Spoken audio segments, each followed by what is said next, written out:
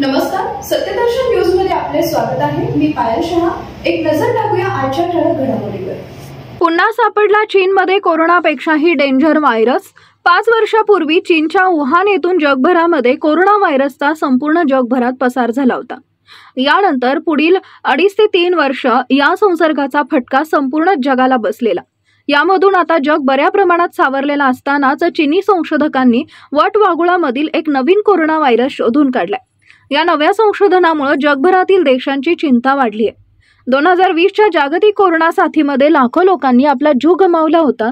त्यामुळे पुन्हा एकदा अशीच परिस्थिती निर्माण होणार की काय अशी भीती व्यक्त केली जाते। विषाणूचा अभ्यास करणारे व्हायरोलॉजिस्ट शी झेंगली यांच्या नेतृत्वाखाली चीनी संशोधकांच्या एका टीमने वटवाघुळांमधील नवा कोरोना व्हायरस शोधलाय। या नवीन व्हायरसचं नाव HKU5CoV2 असं आहे। हा व्हायरस मर्बेकोव्हायरस उपजनुकीय विषाणूशी संबंधित आहे। तसेच हा नव्याने आढळलेला स्ट्रेन कोविड-19 प्रमाणच आहे। कोविड-19 प्रमाणच हा नवा विषाणू मानवी पेशीमधील ACE2 रिसेप्टर बरोबर जोडला जाऊ शकतो असं संशोधनामधून समोर आल्याची माहिती रॉयटर्स या वृत्तसंस्थेने दिली आहे। एका अभ्यासाच्या हवाल्याने दिलेल्या रिपोर्टमध्ये हे नमूद करण्यात आलंय।